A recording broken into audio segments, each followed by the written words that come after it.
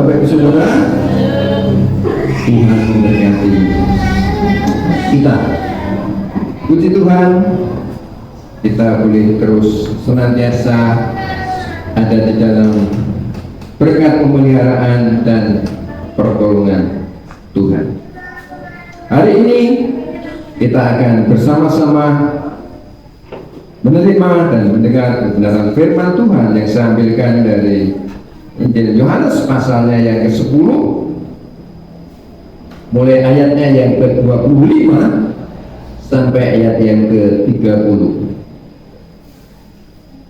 Injil Yohanes pasal yang ke-10 ayat yang ke-25 sampai ayatnya yang ke-30.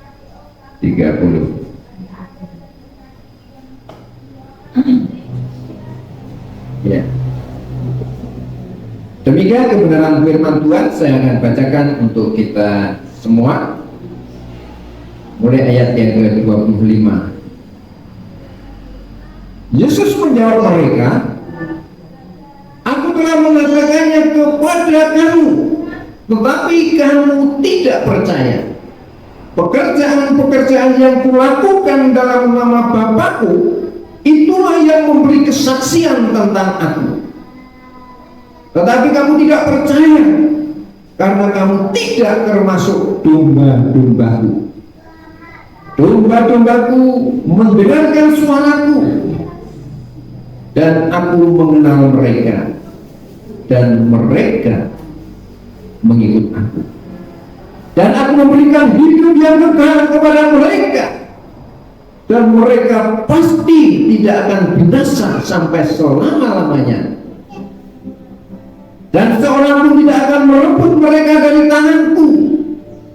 Bapa-Ku yang memberikan mereka kepadaku lebih besar daripada siapapun, dan seorang pun tidak dapat merebut mereka dari tangan Bapa. Aku dan Bapa adalah satu." Amin. Saudara yang dikasihi oleh Tuhan Yesus Kristus, di dalam bacaan kebenaran firman Tuhan ini sebenarnya di latar belakang ayat sebelumnya, karena ini merupakan jawaban Tuhan Yesus ketika diungkapkan di ayat yang kedua, kan Yesus menjawab mereka. Jadi ada pertanyaan sebelumnya yang dikemukakan orang-orang pada waktu itu, di mana mereka itu sebenarnya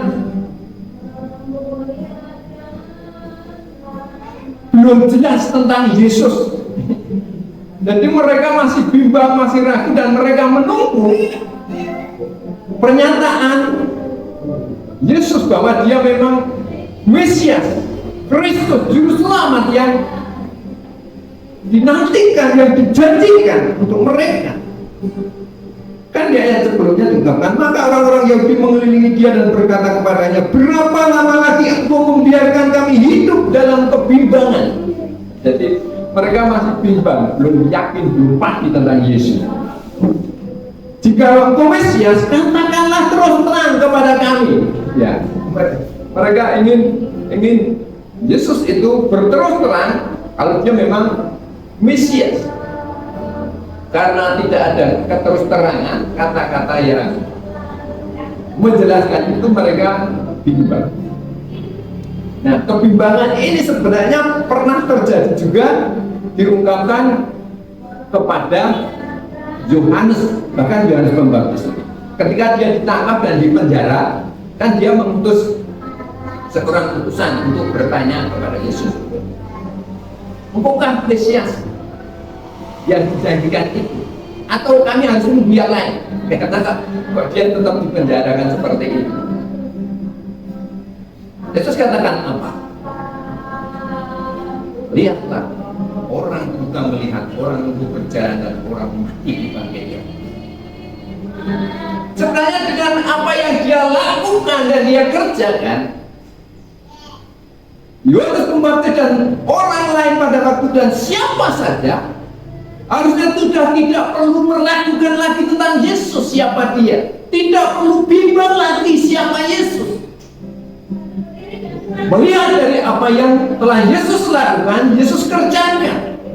Orang buta melihat, orang lumpuh berjalan, dan orang mati dibangkitkan. Kamu mau menunggu siapa lagi? Kau melihat sendiri, akulah dia, seperti itu. Akulah Mesias yang dijanjikan itu. Dan demikian orang-orang ini dalam kebimbangan, dalam keraguan terhadap Yesus. Ya, beberapa waktu lalu saya sampaikan sudah ya, yang dari Kolose pasal 2 ini menegaskan, kamu telah menerima Kristus Yesus Tuhan kita. Karena itu hendaklah hidupmu tetap di dalam Dia. Mengapa kita yang telah menerima Kristus, kita harus tetap di dalam Dia dan jangan meninggalkan Dia, jangan keluar dari Dia.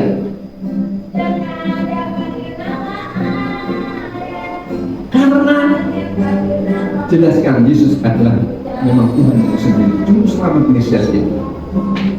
Bahkan tidak hanya tetap di dalam Kristus, tetapi kamu harus hendaklah berakar di dalam Dia, dibangun di atas Dia, dan bertambah teguh di dalam iman dan terus mengucap syukur.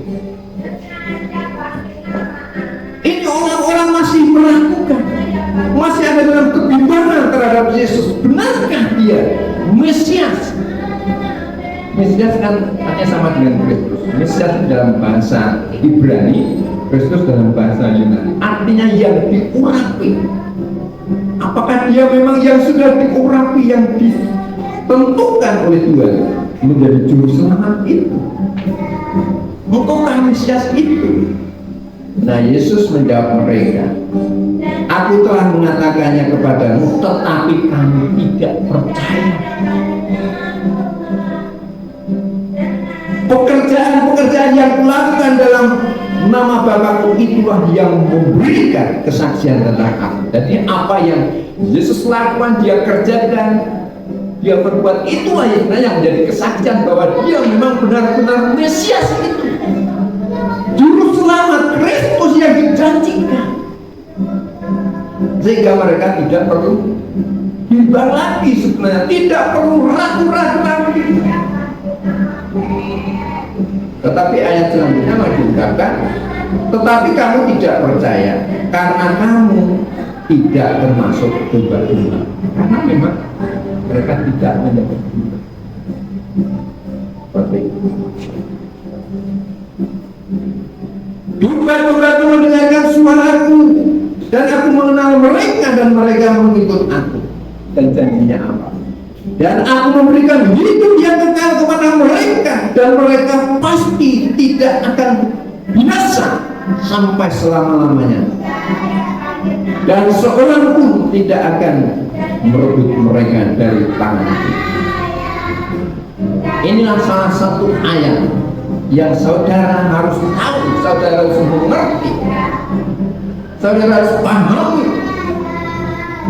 tentang kepastian keselamatan kita di dalam Tuhan, selain dari 1 Yohanes pasal 5 ayat 11, 12, 13 itu, bahwa hidup yang kekal itu ada di dalam anaknya. Barang siapa memiliki anak, ia memiliki hidup. Barang siapa tidak memiliki anak, tidak memiliki hidup. Barang siapa memiliki Yesus kan berarti memiliki hidup yang kekal itu. Dan di Galatia 1 Yohanes 5 itu, semuanya itu dituliskan kepadamu supaya kamu yang percaya kepada nama Allah tahu bahwa kamu memiliki hidup. Itu kepastian keselamatan kita orang-orang yang percaya di dalam Tuhan.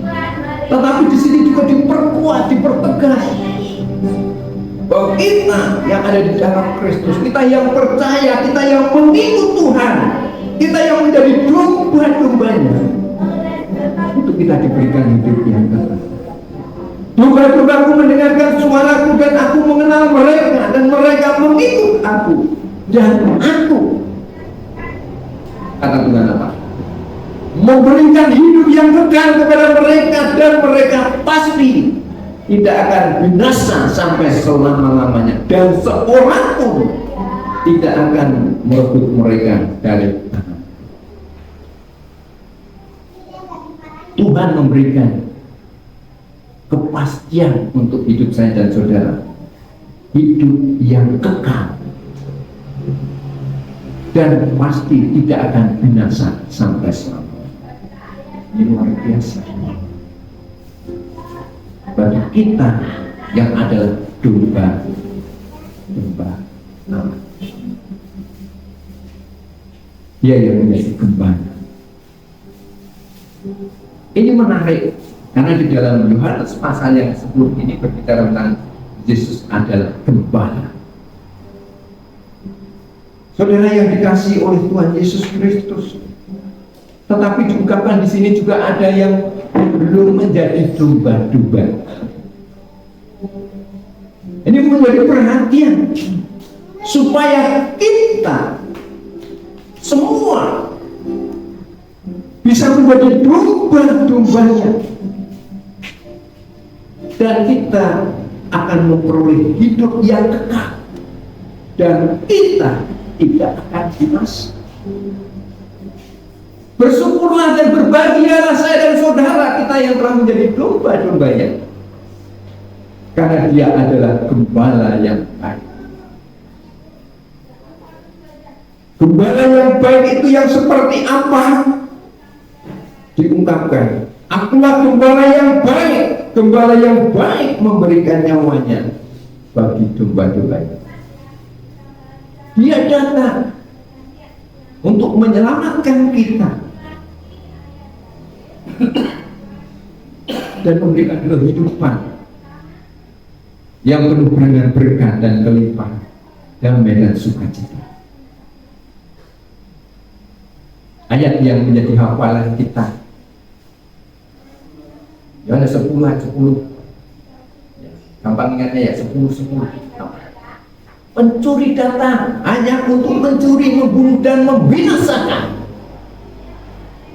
Aku datang supaya mereka mempunyai hidup dan mempunyainya dalam segala kelimpahan. Luar biasa. Saudara yang belum di dalam Tuhan, saudara bisa pertimbangkan baik-baik. Saudara akan bisa memperoleh hidup dan hidup di dalam kelimpahan ketika saudara di dalam Tuhan, karena memang dia datang untuk itu. Bukan pencuri yang datang hanya untuk mencuri, membunuh, membinasakan, merugikan, tetapi dia datang memberikan hidup dan hidup di dalam kelimpahan. Saudara yang dikasihi oleh Tuhan Yesus Kristus, menarik ini ditulis di dalam kitab Injil Yohanes, dan ini memang hanya dicatat di dalam Injil ini, bukan di Injil ketiga Injil yang lain, bukan di ketiga Injil sinoptik Matius, Markus, dan Lukas. Dia menyatakan diri sebagai gembala, dan gembala yang baik, karena di dalam Injil Yohanes penulis sedang menyampaikan, sedang menjelaskan pribadi Yesus yang adalah Tuhan sendiri, firman yang hidup dan yang menjadi. Pada mulanya adalah firman itu bersama-sama dengan Allah, dan firman itu adalah Allah. Firman yang adalah Allah itu di dalam ayat 14, firman itu telah menjadi manusia dan diam di antara kita. Dan itulah Yesus Kristus. Dia bersama-sama dengan Allah dan dia adalah Allah. Saudara, ungkapan itu diungkapkan dalam bacaan kita tadi, Yohanes 10 ayat 30, aku dan Bapa adalah satu. Saudara, menarik ya, luar biasa ini. Di ayat berikutnya, aku di dalam Bapa dan Bapa di dalam aku. Saudara yang dikasihi oleh Tuhan Yesus Kristus, itulah sebabnya hanya di dalam Injil Yohanes ini diungkapkan 7 kata-kata akulah, akulah, akulah. Akulah terang dunia. Akulah pokok anggur yang benar. Akulah kebangkitan dan hidup. Akulah hidup. Akulah gembala yang baik. Pernyataan-pernyataan ini ditulis hanya ada di dalam Injil Yohanes, bukan di Injil sinoptik yang lain. Karena penulis ini menjelaskan, menyatakan inilah Yesus yang adalah Allah yang menjadi manusia, yang menjadi pokok untuk semua yang ada, sebagaimana terang dunia membutuhkan satu hal yang utama. Pokok anggur, semua cabang rantai bisa hidup kalau dia menempel di dalam pokok itu. Pokok kehidupan itu Allah sendiri. Dan itu Yesus katakan, akulah itu.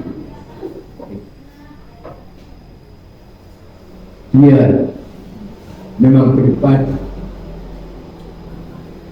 pribadi Tuhan sendiri. Itulah sebabnya tidak heran beberapa waktu yang lalu firman Tuhan yang sampaikan di dalam Kolose pasal 26 itu, kamu telah menerima Kristus Yesus. Kata selanjutnya apa? Tuhan kita. Dia memang Tuhan. Kamu telah menerima Kristus Yesus Tuhan kita. Karena itu hendaklah hidupmu tetap di dalam Dia. Kamu sudah benar, kamu sudah tepat pilihan kamu. Kamu sudah ada di dalam Kristus, di dalam Allah yang memberikan kehidupan, memberikan keselamatan itu. Dan itu yang diungkapkan di dalam Yohanes pasal yang 10 ayat yang ke-28. Dan aku memberikan hidup yang kekal kepada mereka, dan mereka pasti tidak akan binasa sampai selama-lamanya. Dan seorang pun, perhatikan, seorang pun tidak akan merebut mereka dari tangan.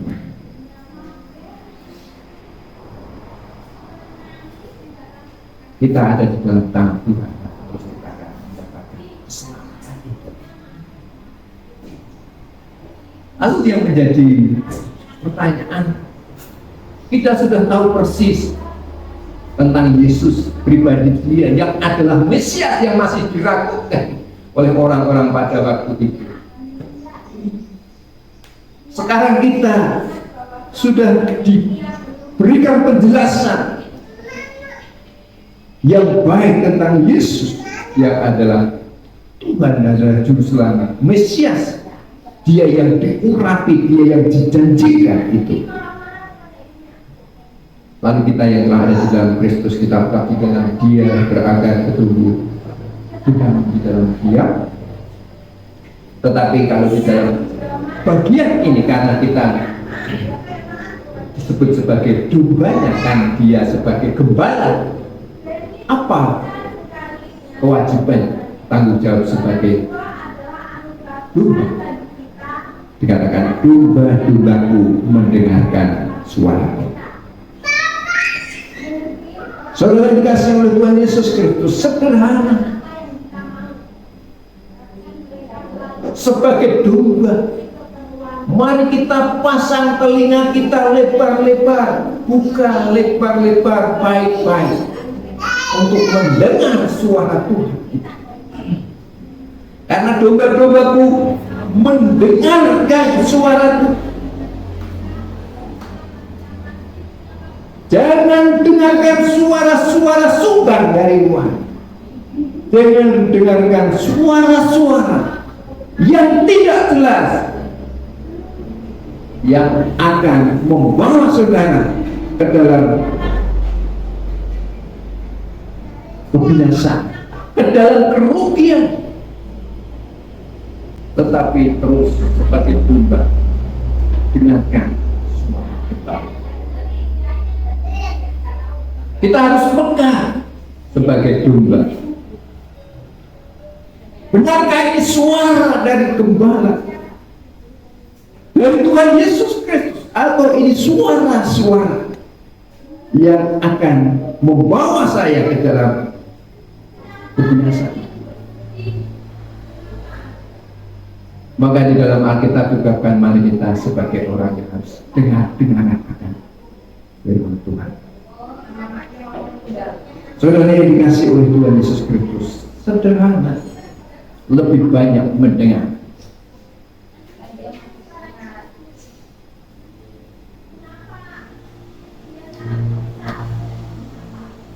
Saudara, mulut kita berapa? Satu toh? Telinganya piro? Jadi wis ana tanda-tanda.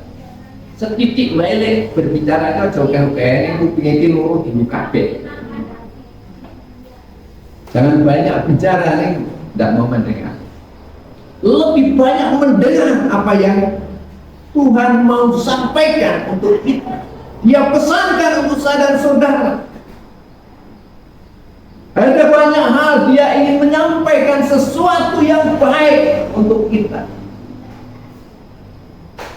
Maka pagi hari buka telinga, dengar apa yang Tuhan mau lakukan hari ini untuk saya dan saudara.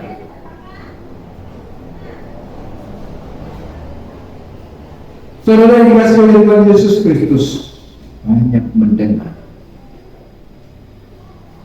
Dan ternyata untuk mendengar saja itu perlu belajar.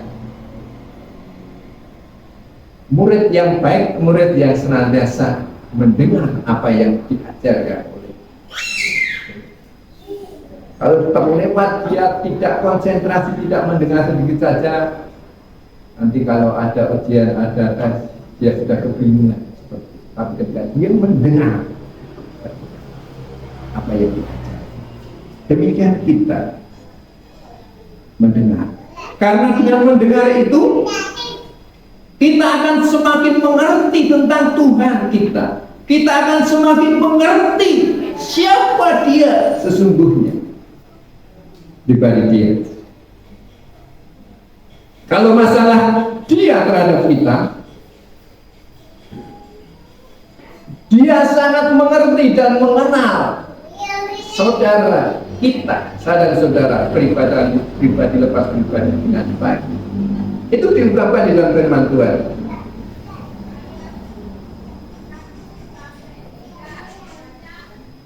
Domba-dombaku mendengarkan suaraku dan aku mengenal mereka.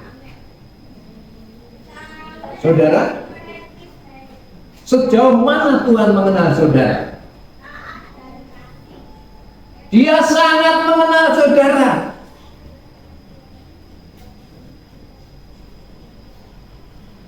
Sehingga tangi ini awan, sangat mengenal.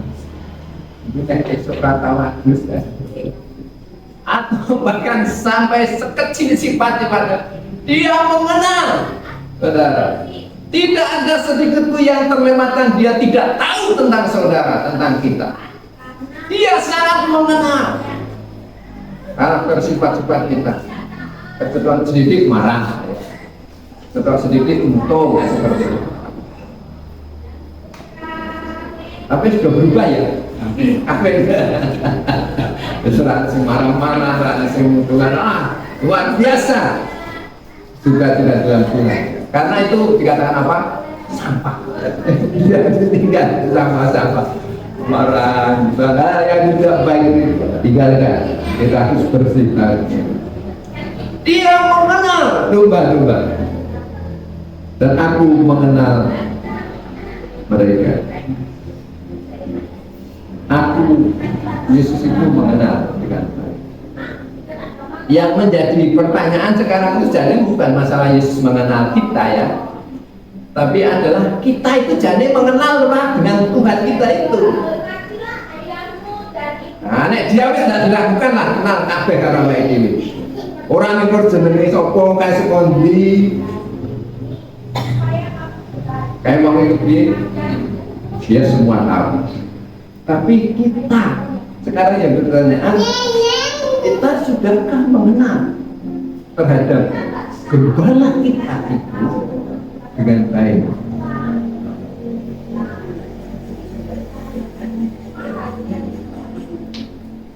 Dan ternyata untuk kita bisa mengenal gembala kita, yaitu Yesus Kristus, ya kita harus mendengar tentang Dia, apa yang Dia ajarkan, dan melalui firman Tuhan kita akan mengenal Dia dengan baik. Yes. Semua ada diungkapkan di sini. Tapi sedikit banyak kita mengenal ya gembala kita, Tuhan Yesus Kristus. Tuhan Yesus baik ya. Dia sangat baik, sungguh baik. Itu nyanyian itu. God is so good. Tuhan adalah baik. Sejauh mana kebaikannya? Luar biasa. Dia memberikan. Dia menurunkan hujan bagi orang yang jahat dan orang itu. Orang yang wong sing apik kok sing kayak ibadah seperti itu kebaikan yang secara universal. Tetapi secara luar biasa di sini sebenarnya di dalam Yohanes pasal 10 itu kita itu mengenal pribadi Yesus dari apa yang dia ungkapkan. Contohnya saja dari Yohanes 10 ayat yang ke-11. Ayat 10 kan pencuri datang untuk mencuri, membunuh dan membinasakan. Aku datang supaya mereka mempunyai hidup dan mempunyai jalan berlimpah.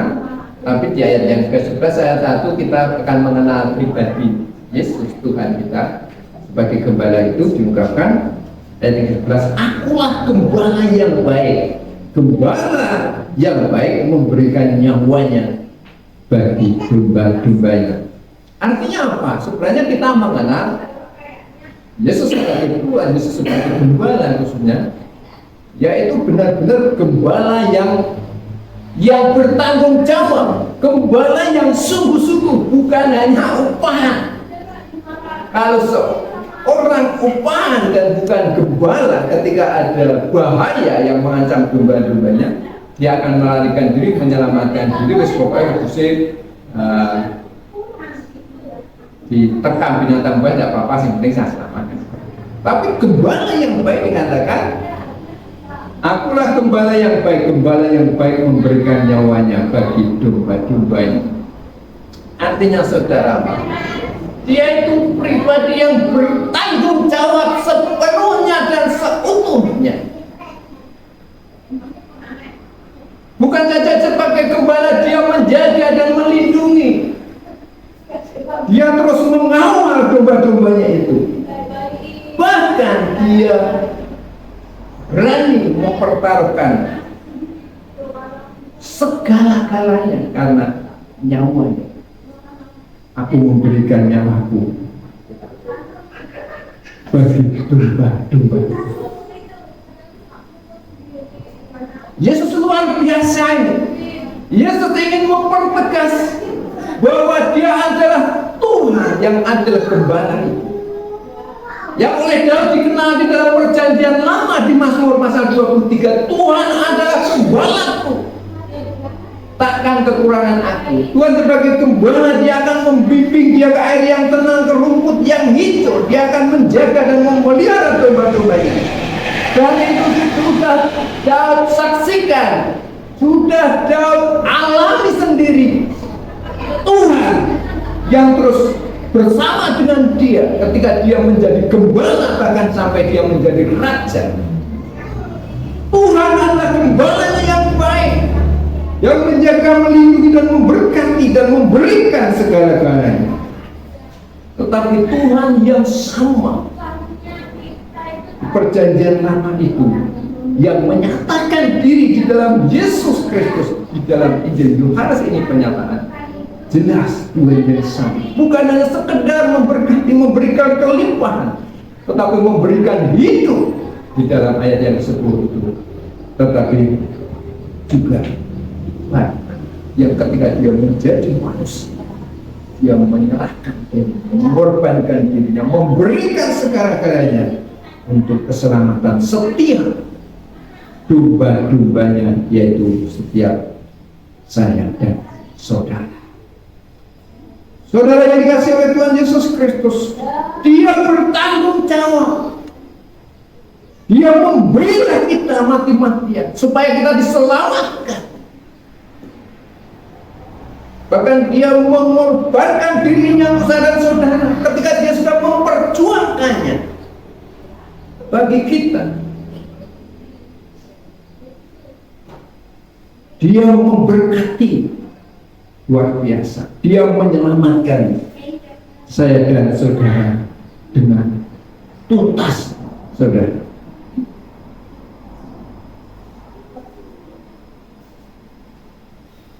Itulah sebabnya dia katakan, aku memberikan hidup yang kekal kepada mereka, dan mereka pasti tidak akan binasa sampai selama-lamanya, dan seorang pun tidak akan merebut mereka dari tanganku.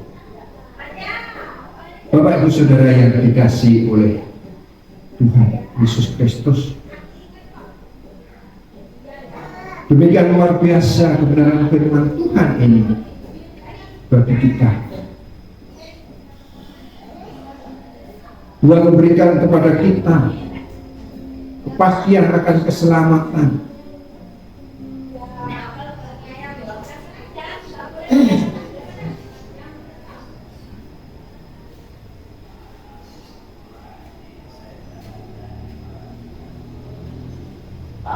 Saudara yang dikasihi oleh Tuhan, ini sebenarnya kebenaran firman Tuhan dijupuk di dalam kitab Roma.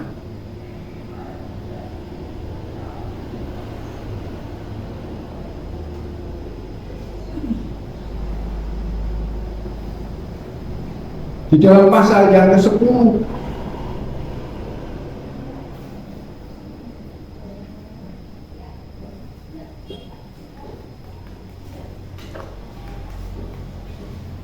sebab Kristus adalah kegenapan hukum Taurat, sehingga kebenaran diperoleh tiap-tiap orang yang percaya.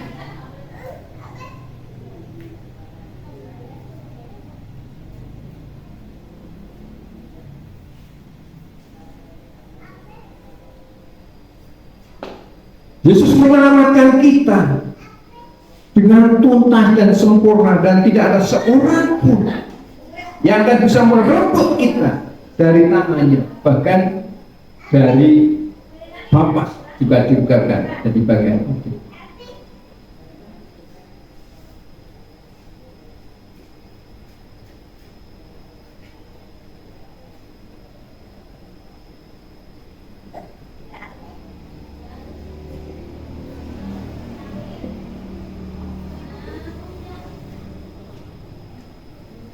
Demikian firman Tuhan diungkapkan. Sebab itu apakah yang akan kita katakan tentang semuanya itu? Jika Allah di pihak kita, siapakah yang akan melawan kita?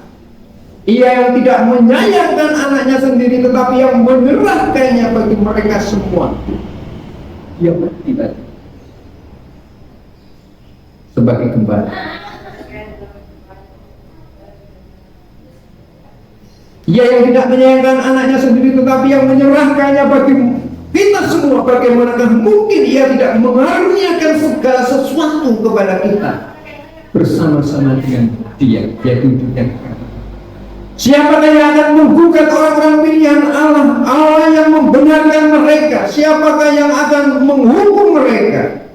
Kristus Yesus yang telah mati, bahkan lebih lagi yang telah bangkit dan yang duduk di sebelah kanan Allah, yang malah menjadi pembela bagi kita. Siapakah yang akan memisahkan kita dari kasih Kristus?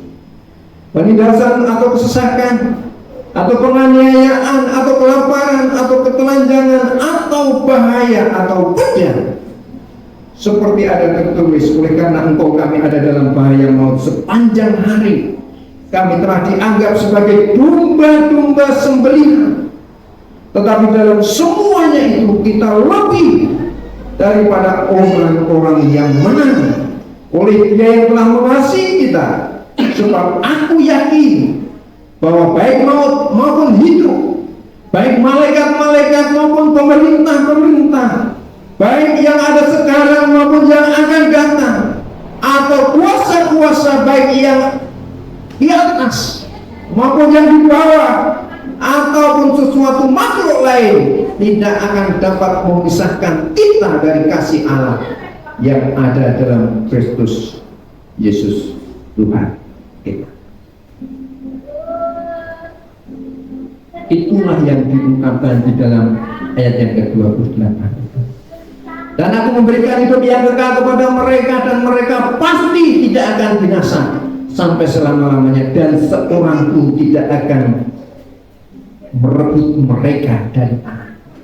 Tidak ada seorang pun yang sanggup memisahkan kita di dalam Roma tadi. Tidak ada seorang pun yang sanggup merebut kita. Bahkan dipertegas di ayat 29, Bapakku yang memberikan mereka kepadaku. Saya dan saudara yaitu semua domba-dombanya lebih besar daripada siapapun, dan seorang pun tidak dapat merebut mereka dari tangan Bapa. Sama ya, tidak ada seorang pun yang dapat merebut, yang memisahkan tadi di dalam rumah. Aku dan Bapa adalah sama.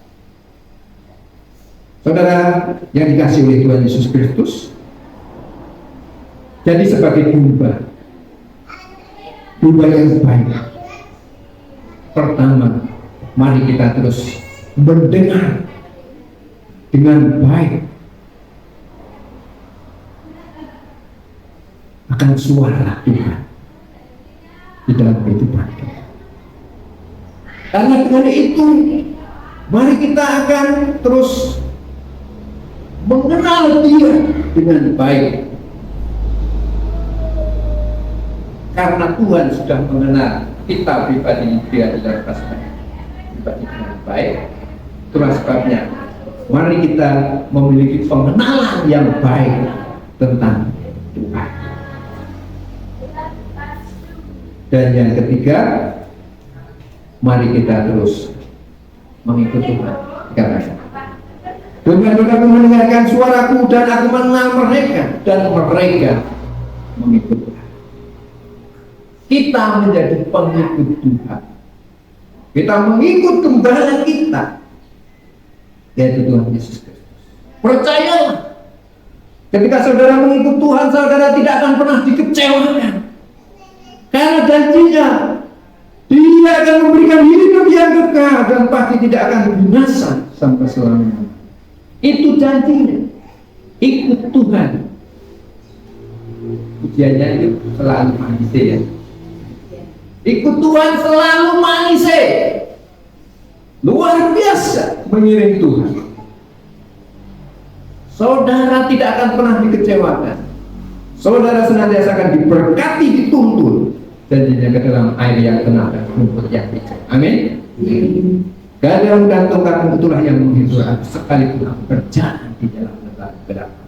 Tetapi mengikut Tuhan bersama dengan Tuhan, tidak ada satupun yang kita takutkan, cemaskan, khawatirkan. Karena pribadi Dia yang begitu luar biasa. Dan banyak orang yang telah membuktikan dan mengalami sendiri bagaimana mengiring Tuhan. Pertolongan Tuhan, perlindungan Tuhan senantiasa dinyatakan. Ini menjadi pertimbangan bagi di antara kita. Saudara-saudara mungkin ada yang belum sungguh-sungguh di dalam itu, mungkin masih bimbang dan ragu-ragu seperti di dalam bacaan tadi, karena ada orang-orang yang masih bimbang tentang Yesus. Benarkah Dia Mesias yang dijanjikan itu, atau harus menunggu yang lain?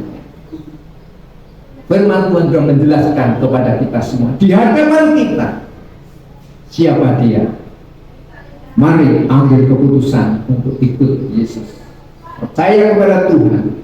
Tuhan tidak akan pernah mengecewakan saudara. Amin. Tuhan memberkati kita. Mari kita berdoa.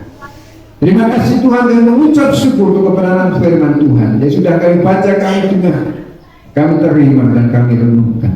Ya Allah, Roh Kudus mengurapi setiap kami, supaya kebenaran firman Tuhan ini tidak sia-sia berlalu begitu saja untuk kami lupakan. Namun firman Tuhan ini boleh hidup dalam kehidupan kami, dan terus kami menjadi pelaku-pelaku firman Tuhan.